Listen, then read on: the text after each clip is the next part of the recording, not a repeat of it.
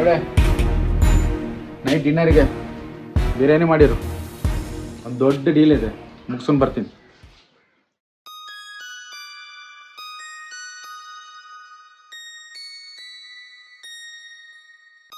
ಈ ಟ್ಯಾಬ್ಲೆಟ್ ಇಡೀ ಸಮಾಜವನ್ನೇ ಅಡಿಕ್ಟ್ ಮಾಡಿ ನಾಶ ಮಾಡುತ್ತಂದ್ರೆ ನಂಬ್ತೀರಾ? ನಂಬಲೇಬೇಕು.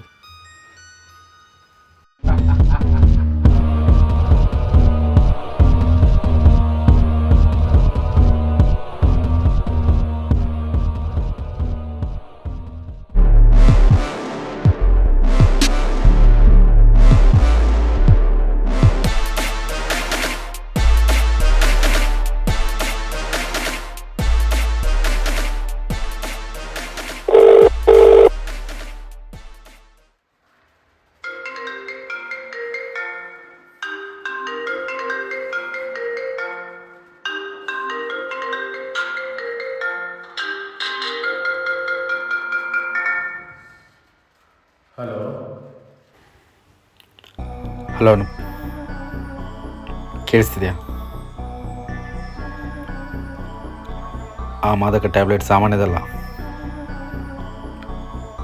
ಒಂದು ಸತಿ ನುಂಗಿದ್ರೆ ಲೈಫ್ ಲಾಂಗ್ ಪದೇ ಪದೇ ಅದೇ ಬೇಕಂತ ಅನಿಸುತ್ತೆ.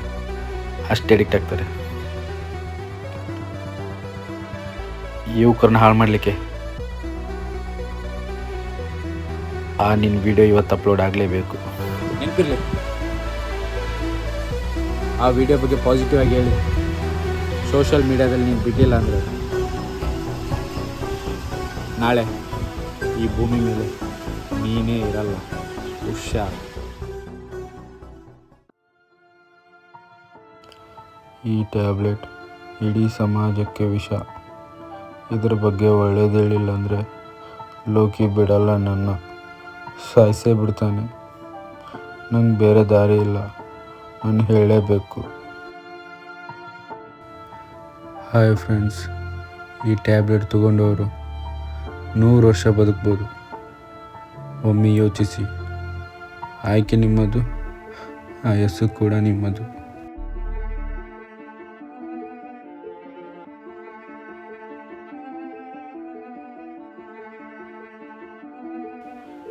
ಇಲ್ಲ, ಈ ಕೆಟ್ಟ ಕೆಲಸ ಮಾಡೋಕ್ಕೆ ನನ್ನ ಮನಸ್ಸು ಒಪ್ತಿಲ್ಲ.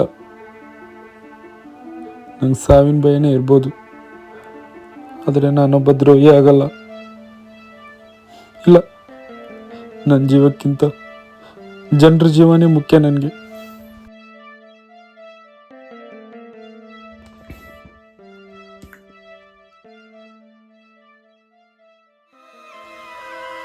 ಈ ಬೋಳಿ ಮಗ ವಿಡಿಯೋ ಯಾವಾಗ ಬಿಡ್ತಾನೋ?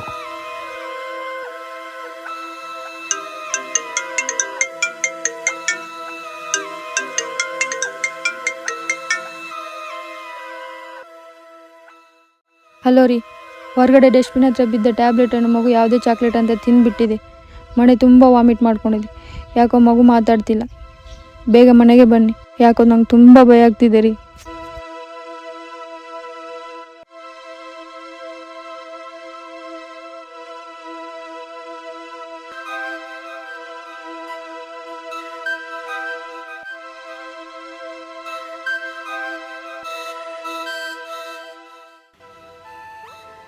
ಬೇರೆಯವ್ರ ಮಕ್ಕಳನ್ನ ನಾಶ ಮಾಡೋಕೋದು ನನಗೆ. ನನ್ನ ಮಗುವೇ ಬಲಿ ಆಯಿತು. ಇಡೀ ಪ್ರಪಂಚನೇ ನಾಶ ಮಾಡೋಕ್ಕೋದ ನಾನು.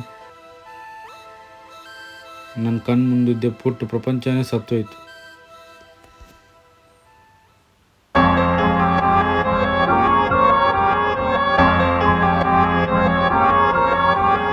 ಇನ್ನೂ ಏನು ಕಾಲ ಮಿಂಚಿಲ್ಲ. ದೇವರು ಸರಿಯಾದ ಶಿಕ್ಷೆ ಕೊಟ್ಟ ನನಗೆ. ಅನುಪಿಗೆ ಹೇಳ್ತೀನಿ, ಆ ವಿಡಿಯೋ ಅಪ್ಲೋಡ್ ಮಾಡಿಬಿಡು ಅಂತ.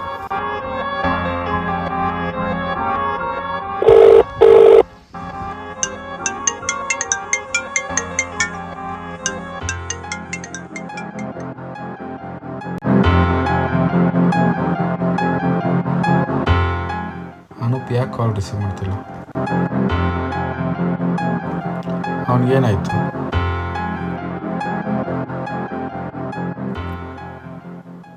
ಏನಾದರೂ ಮಾಡ್ಕೊಂಡು ನಾನು ಹೋಗ್ತೀನಿ.